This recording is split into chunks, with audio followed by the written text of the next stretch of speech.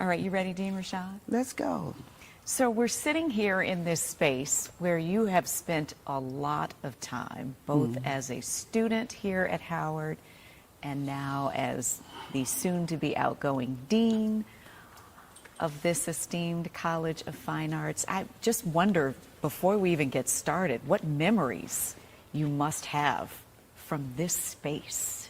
Well, we're in the Ira Aldrich Theater, and this space is the space in which I had my acting one class, freshman year, was in this space. This is a space in which, well, I think about it, all of my acting classes were in this space every year. And this is a space in which I moved sets around. And this is a space in which I rehearsed and performed. This is a space in which I viewed new works. This is a space in which I received acknowledgement. This is a space in which I've frolicked. This is a space that I've shared. I've shared. You grew here. Absolutely. And you're growing here. All the time. So tell me, before you came here as the dean, you were acting, you were directing, you were doing all of the things that made you happy. And then someone has a conversation with you. And they're trying to persuade you to come back to Howard to take this role. Tell me about that conversation. What made you say yes? I didn't say yes. I didn't say yes. Well, I'll just say this conversation, there was strategy behind this conversation. There were several conversations. But the one in particular to which I think you are referring is a lunch that I had with Chadwick Boseman. That was strategically arranged by Dr. Frederick, the President Emeritus of Howard University.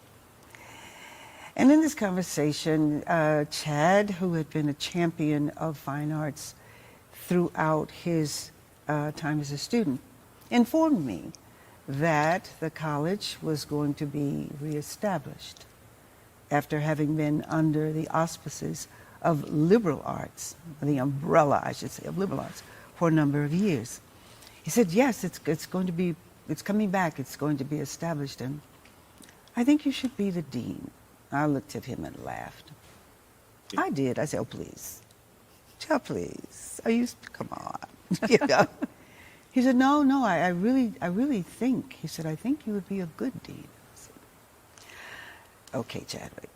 So I followed along and received a position description. And when I read the position description, all of which made sense for what a dean is and how a dean serves, I also saw that there was no room for creative work. Yeah, the creative work that I had been doing. And so I said, I am not ready to retire from my creative work. So I declined the invitation to apply. Some months passed, and so did Chadwick. And one day I was sitting in my office looking at his face on the magazines I had collected that had written about him. And hearing him say, no, you really should consider it. I think you should apply. And I thought, well, I declined that invitation, but I didn't tell them why. So I called to give explanation. And I was told, is that all? Is that what it was? I said, yes. Well, I think you should apply. So I did. Prior to, pardon me, allergies. It's okay. Prior to receiving the appointment, there were several professional obligations that I had made, contracts that had been signed. So it meant that in the first year of my tenure as dean, I would be away a significant amount of time. Well, let me backtrack and say, I went through the entire process of candidacy, as all candidates do. There are a series of interviews that one must do, documents that must be submitted, the whole thing. I went through the whole process. And then one day I received. You imagine attending college and this lady is the dean of the university. This call that said, congratulations, you are the inaugural dean of the Chadwick Boseman College of Fine Arts. And I thought, okay, this is going to require real organization, time management, forethought. Yeah. Yeah, absolutely it did. Well, the biggest thing in arriving as dean to this unit that had not been its own unit for over 2 decades was there was no infrastructure. I know You had to lay some groundwork here. people don't think actors think this way, but we do. So I knew that I needed a very strong assistant, and I knew who that person was, Denise Saunders Thompson. She had been working at Howard University. She worked here for 18 years. She was left and she went to American University, and she founded the International Association of Blacks in Dance. She was a great administrator, full knowledge of the programs, full knowledge of university procedures and process, and people. People are very important. People matter. People count. When you're trying to put together that infrastructure, you need the support of the administration, which we always had. We enjoyed tremendous support. You need the well wishes of other deans, which we've always had. And you need to choose the right people. People with the right temperament, people with the understanding of the artistic disciplines here, and people who understand how to navigate procedures within the university correctly, openly, transparently. And so I was very fortunate to have those things. And it was a build. It didn't happen overnight. And even as this was happening, students were arriving. Students were arriving with expectations. And we had to meet those expectations. Faculty needed to be, how should I say, assured that they were seen and that they are valued. It is very important to acknowledge faculty. You don't have a college without it, any more than you have a college without students. You just don't. These were the kinds of things that needed to happen. And then affiliations needed to be entered into. Affiliations with corporations who were sponsoring one thing and another. There was equipment that needed to be had. There were so many things that needed to be had. Then there was the band, Showtime Marching Band. How are you going to organize that? That is placed in the office of the dean and ensure that, hey, the band is going to eat. They're going to be fed. And they're going to be fed good food. You know, how to create a culture of shared understanding, mutual respect. How to foster that through one's own actions. Sounds like there was a lot of nation building to do all the way around. Well, yeah, and the nation was here. They were already here. They were already here. And I have to say this, well, needless to say, I think you feel this from me already. This is a very special place. There's no place else like Howard University, and there's no place else like the College of Fine Arts. Something in the comments. Do you have that one special place? The Chadwick Boseman College of Fine Arts. There's no place like it. So you had a very special relationship with Chadwick Boseman. You mentored him. He looked up to you dearly, obviously asked you the big question, believed in you, believed that you could excel and amplify the role and the college. And to know that this institution you lead bears his name, that has to be doubly special for you. Yes, it is. Yes, it is. It gives meaning to me and my presence here every day.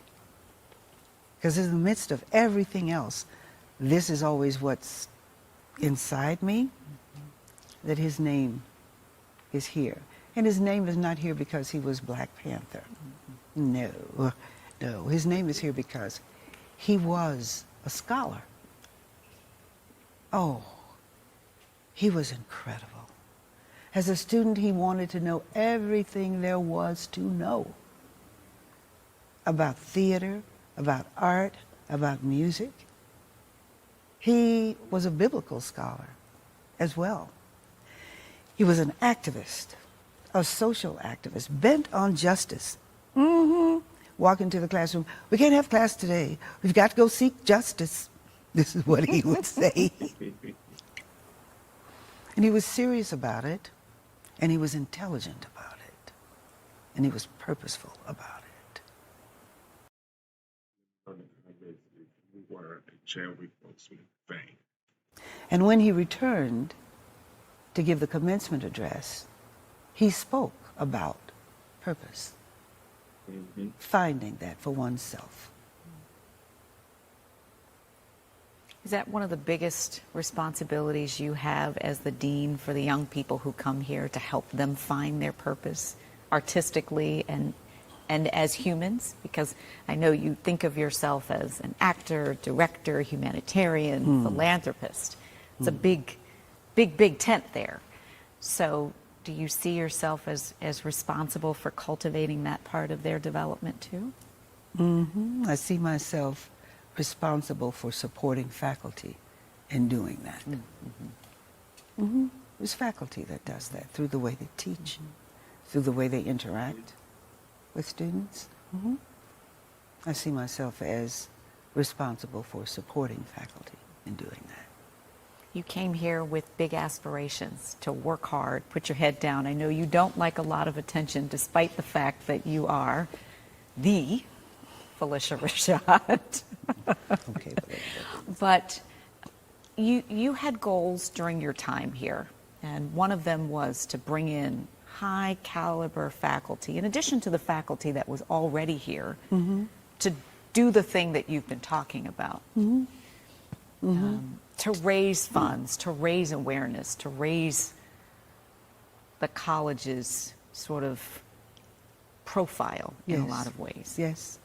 Can you tell us a little bit about what you hoped to do in your time here and what you believe you've done? Well, one of the things that I had hoped to do was to create a narrative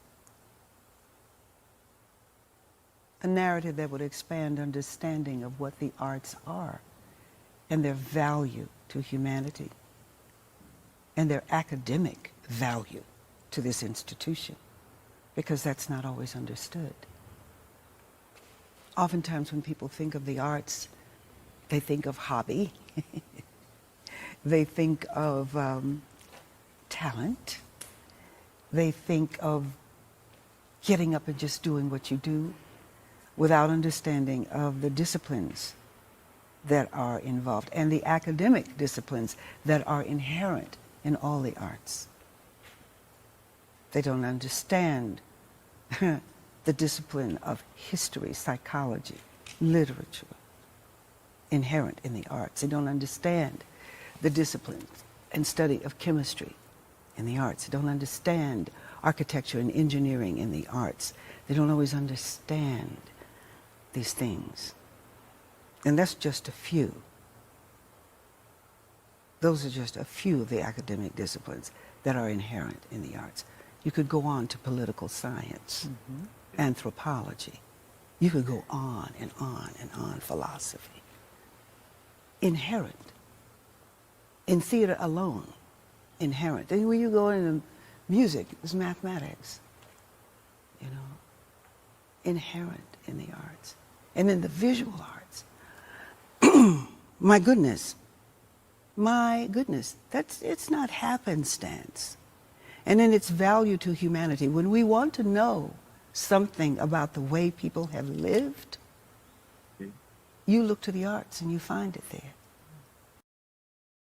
What is your artistic genius at the company? You know, going to the museum isn't just a matter of going and looking at a statue or paintings on the wall. When you delve into that and what that is, the time from which it comes, who created that, what was going on, you learn a lot about people. You learn a lot about governments in different parts of the world, in different times, and how that relates to and affects today. The arts are invaluable to human existence. They just are. Before a child can write, a child sings, a child draws. As soon as the child can stand, the child is dancing. These things are fundamental to human development. It isn't because I'm saying it, it's because it is so. And when people don't understand that, it's so easy to devalue the importance of the arts, let's say even in the development, particularly in the development of young people. So, I wanted to create a new narrative. And I wanted students and faculty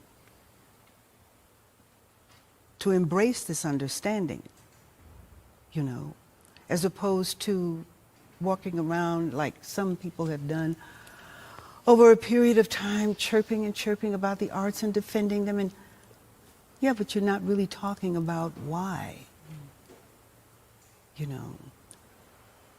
You're not sharing the importance of it, why it's important.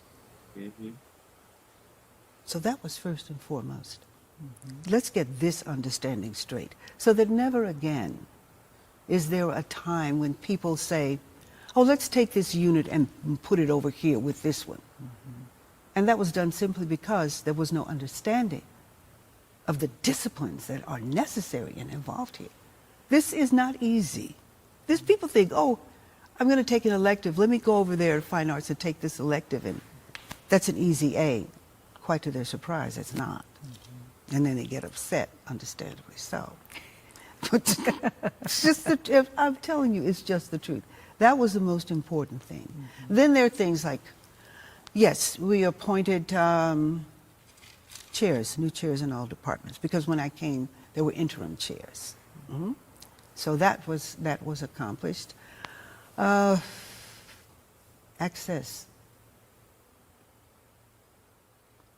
to opportunity for students. For the past 2 years, our art students have gone to Art Basel and exhibited. And one of our students was commissioned by the NBA to do an entire series for them. Eric January, who graduated last year and is exhibited in 2 museums in Chicago today. Have you seen the artwork of our students? I've seen some of it. Did you see it in my office? I saw some of those pictures there, but I don't think I realized that that was the work of your students. Oh, yeah. Wow. A student art. It's beautiful. They're amazing. They were amazing. And then our theater students going to the British American Drama Academy. One of our art students studying in Florence. Another art student who's graduating this year in ceramics will go study for her master's in Japan. More and more and more of this. And supporting faculty, you know.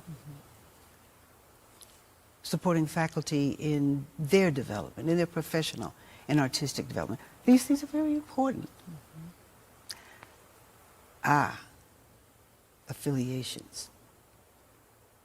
Last year, we invited Desmond Richardson from Complexions Ballet to the College of Fine Arts. He trained our students for 2 weeks, and then his entire company came to dance with him in the spring recital.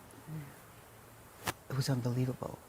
And this year was even better than last year. And who knows what next year will be like. These are the things. Taraji P. Henson returned with a mental health initiative.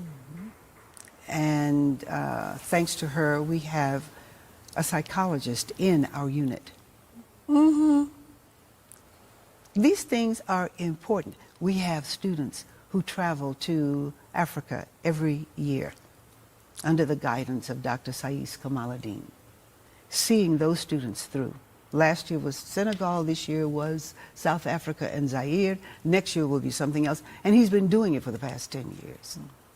Increasing those opportunities. I think we're going to have a technical student in Theater Aspen this year, to broaden the horizons, to let them participate on a professional level while they're students. It isn't. You let me know something in the comments. What other colleges do you know not only open your mind mentally, but allow you to see it physically? Completely new. It's been happening here. It's just broadening it, that's all. For decades, you were known as America's mom, Yes, right? yes. And I wonder, for young people who watched and were inspired by that role that really expanded your narrative and put you on a bigger map, did your experience here at Howard, was that foundational to what you were able to create through that role? Absolutely. Absolutely, my experience was foundational to that. My experience here at Howard is foundational to all the work that I do. It begins here. That level of professionalism began right here in this space. Family legacy too, obviously. Family Your sister legacy. Debbie, My your father. Dr. Andrew A. Yeah. Allen, the class of 45, College of Dentistry, yes. Did you have a choice about coming to Howard, or what, did your parents sort of put the gauntlet down and say, you're going here? That's what my father said. Yeah, you can apply anywhere you want, darling, but you're going to Howard. That's what he said. And he was so right. Those were exciting. Those 4 years as a student here were just, it was an incredible time in the country and in the world. Wake-up calls everywhere you looked, so much energy, you know. And you wanted to be politically astute, you wanted to be an intellectual, you wanted to understand these things, but you wanted to maintain your connection to your grassroots family, the salt of the earth people from whom I come. And that really is foundation. That is foundation for me. The people from whom I come, the people of South Carolina and Louisiana. That experience growing up, spending time on a farm, gathering eggs, watering cows. Spending time in Mexico and Yeah, learning that another experience- language. Learning another language and experiencing another culture. You know, understanding at the age of 13, beyond that which one would read in a book, how expansive the world really is, and how people, though apparently different, are essentially the same the world over. How people really want the same things, really, truthfully. Yeah, they do. They do. But we don't always understand that about each other because, well, I mean, just look how we are with people who live across the street or in the next village or in the next state. We We don't want to, I don't know what that is about us as human beings, reluctant to see ourselves in each other. And that's where the arts comes in. That's where the Because arts it come is, in. it holds a mirror to all of us It about does. who we are, right? It does, doesn't it? It does. The arts do hold that mirror to who we are. I understand that Broadway is a big passion of yours. Might there be a stage in the future for you on Broadway again? And will there, to your point about creating opportunities and pipelines, might there be another pipeline for Howard students there? Yes. Did we unlock something here? Yes, the answer is yes. The answer is yes. Yes. Simply put, yes. Those opportunities exist, and our students must go for it. So what's next? What's next is a good nap, a well-deserved nap, time with my cat, time in my home, time with my family, time to read, time to refresh, but not much time. Well, because there's that creative energy in you that you talked about, not wanting to have to leave, right, to come and take this role. So might we see you someplace else on a different stage, on a big screen or a small one? Well, you've seen me there while Next. I've been here. I know, but I'm just curious because everyone says, what's next? Yeah, people always ask you that, what's next? What's As if next? what you're doing is not Enough. not enough. And I kind of said, okay, you want to know what's next? I don't always know what's next. And I like that because it's what I don't know that interests me most. So I don't always know what's next. There are things you think could be next, but that doesn't necessarily mean that is so. What genre of movies or TV shows you think Phylicia Rashad great for? You have to see. Yeah. There's work with my mother's work. My mother has begun some work in Chester, South Carolina with Brainerd Institute Heritage. And I will continue that work. Is she still writing? Is she still sharing her gifts through poetry? And The gifts of poetry are there. We have republished her book, Hawk, through Clemson University Press. okay. It was a great celebration on her 100th birthday last year around the publishing of this book and the release of this book. I'm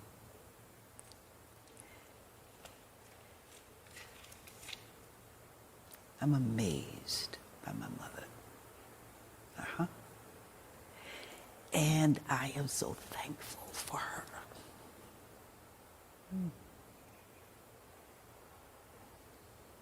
Yeah. Mother's Day comes very soon. And it's a real gift to have a mother who loves you and who insists that you insist upon achieving your human potential, who will fight the world for it and fight you specifically for it. Oh yes, she told me. She said, as a mother, you must fight for your children. And sometimes your biggest fight is with your children. That's what my mother says. She is the font of wisdom with everything that she has given. And she has given so much, not just to us. She's given so much to young people in Houston and in Mount Vernon. People come and tell me these things all the time, you know. She began a grassroots arts education program that became a model program recognized by Nancy Hanks, who was then the director of the National Endowment of the Arts.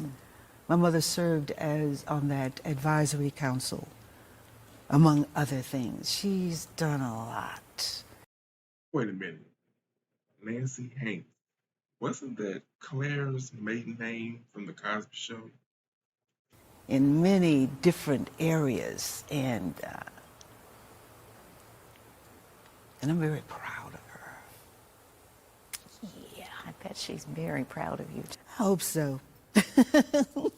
I'm sure she is. I hope so. I'm sure she is. I hope so. She's very special. Yeah. She fuel your fight for the children here, the young people here? Well, truthfully speaking, I didn't have to fight. Mm-hmm. Some things you don't have to fight about. Sometimes it's just civil conversation. Mm-hmm. And maybe the fight is to believe that you can have that. It's not always a fight. My God. You're so used to fighting all the time. Why? I mean, no. It's not always a fight. Sometimes it's just civil conversation. Earnest, transparent conversation. As your young people graduate in just a few days, what do you hope your imprint is on them as they go forth and go out to become the artistic and humanitarian ambassadors that you know them to be, having come from Howard University? It's just that. That they will be that. That they will trust themselves to continue to grow. That they'll understand that there's never a time when they'll have all the answers. You know. That they move in the world with respect for themselves, always questioning and inquiring what that self is, and seeing that self in others, that they can bring about a new level of kindness in this world. Do you know there were only two things necessary to solve the COVID problem? Cleanliness and kindness. Two things. That's all that was really necessary from the beginning. Two things.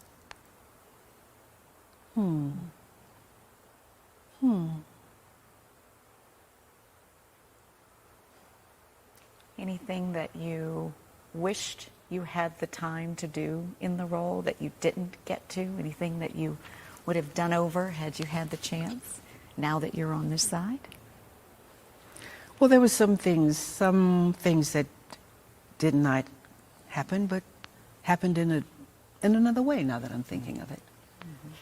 We just celebrated Twinkie Clark and Richard Smallwood. Yeah.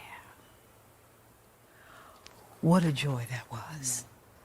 What an amazing evening that was for all of us. And prior to that, having been asked by Dean Richardson, Dean of the Chapel, to speak in chapel, I said to him, "Sir, I'm not a clergy person. I'm not. And I have too much respect for this position to into your pulpit to dare to speak to your congregation." No. But then I thought, what would happen if we curated a service for you? If Fine Arts curated a service for you. And notice my choice of words. Not if I curate, but if Fine Arts. So I called together some essential people on the faculty. From music, from art, from theater. And together, we curated a service. And the title was We Worship. And why? Because the origin of the arts is worship. That's how all art has its beginnings. It's the truth. And that's what was presented. That's what was offered in that service. And that was so fulfilling. How was it received? There's a tape. You can go find it. It's on YouTube and see for yourself. You go see for yourself, you know. You know, it was a privilege to do. It's a privilege to work with colleagues in the presentation, in the tribute to Twinkie Clark in Richard Smallwood, that was in collaboration with Dean Kenyatta Gilbert of the School of Divinity. Collaboration is everything. That's when things can happen. You know, you come together and you say, yes, let's do this. We want to do this. And all energies are involved in this. This is how it is in the theater. Yes, there are all kinds of personalities. Yes, we know and accept that.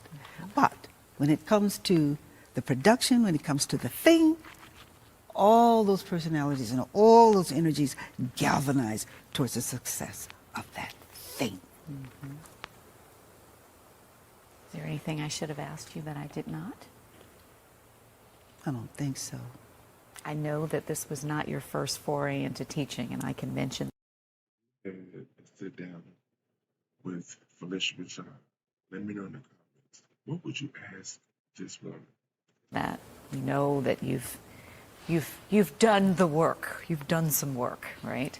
I also understand that you have some talents that we may not always know about. You play several instruments. I was hoping that maybe you might consider playing something. No. No.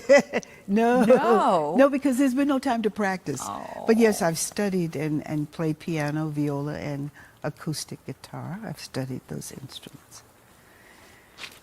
How about a song? How'd you know that? How about a song? I'm a journalist. Oh, of course. You're a journalist. Of course you know. A journalist who grew and learned here at Howard University. This You would is expect true. no less. No less. That's true. That's true. That's true. How about a song? With allergies. Oh, come on. Don't do that to me. Okay. All right. Okay. I just wanted to. Leaning against the eastern sky, proudly there on hilltop high, far above the lake so blue, stands old Howard, proud and true. There she stands for truth and right, sending forth her rays of light. Clad in robes of majesty, O Howard, we hail to thee. That was perfect. No, it was not. That was perfect.